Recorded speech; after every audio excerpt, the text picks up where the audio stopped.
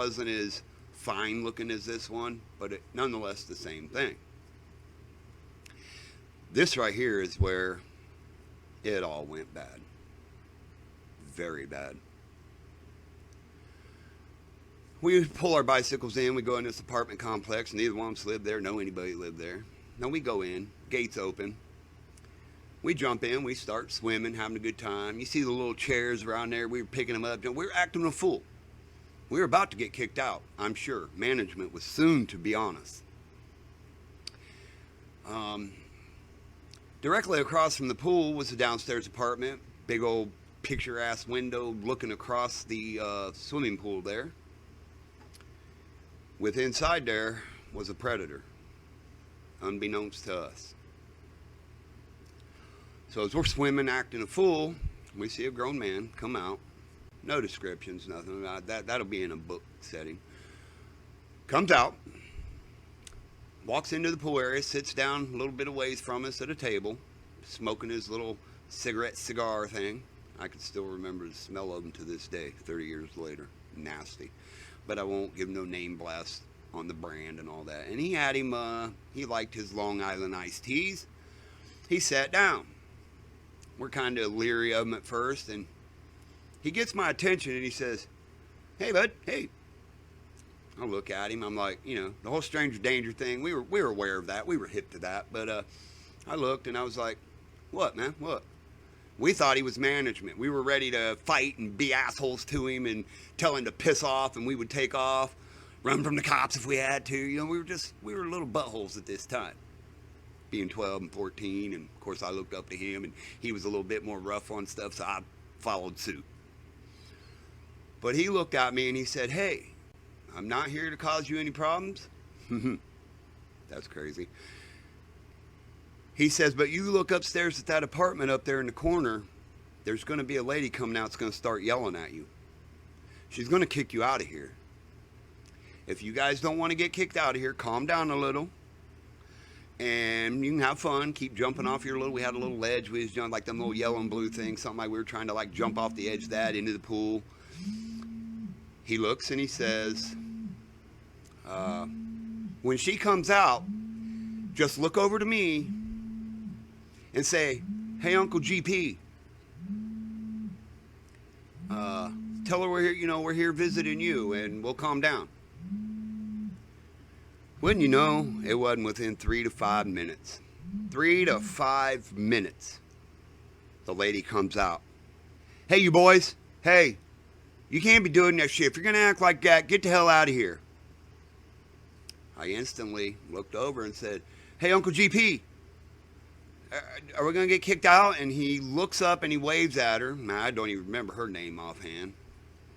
And he says, "Yeah, these are my nephews. They're down here just visiting for a little bit. I'll calm them down. You don't have to call no cops. You don't have to kick them out. I'll calm them down." Well, that was all it took for my little ass to find a little comfort in, hey, this dude's sticking up for us, man. You know, what the hell? This is pretty cool. And we did. We stayed there swimming for quite some time. I finally looked at my cousin and said, "Hey, man, I'm going to go up here.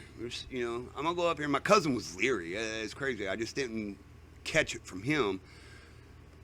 But I walked up and sat down beside him, and I said, "Hey, man, thanks a lot. You know, it's hot. We ain't got no money. We was at a public pool, got kicked out." And he goes, "Well, I see why. You guys are being rambunctious. Calm it down a little bit, and you're just fine right here.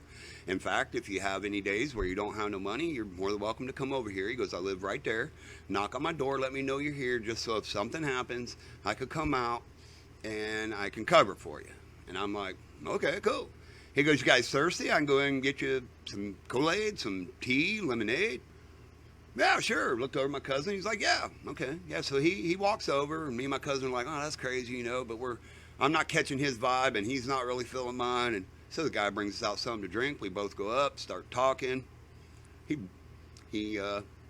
introduces himself pretty much, and we're kind of intrigued. We're kind of interested. So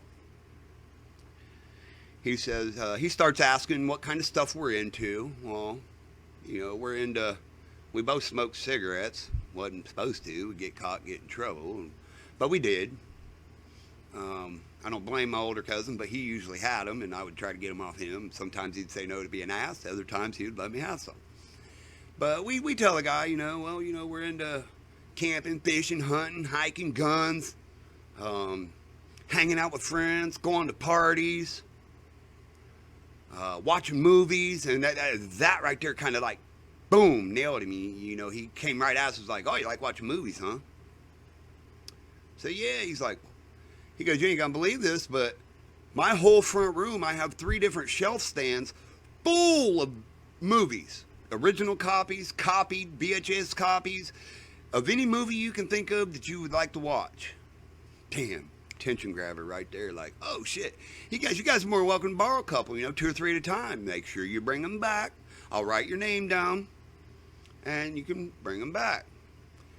I got a little leery, about walking over to his apartment. My cousin said, well, I'll walk with you, let's go check it out. Let's see what he's talking about. So, we walk over into his apartment. We see all this. I'm telling you a shitload. This next scene I'm about to bring up, you'll see a big old shelf of movies. That's about what it looked like. It was just a bunch. So the GP starts telling me, hey, you can bring your parents over, introduce them to me. That way they know where you're getting them at. He seemed legit enough. It's like, welcome your parents over here. Bring your parents over. They can meet me, see where you're getting them. You guys ain't got to go to the damn movie places and rent them. You can come right over here and get them for free. I've got every one. I get the new ones all the time. So we go over there. We go into his apartment. One thing leads to another. He's showing us all of his movies. Gives us a couple packs of cigarettes. Basically, he had everything possible that a GP would need to intrigue a young man. You see it right there. Cigarettes. That cowboy killer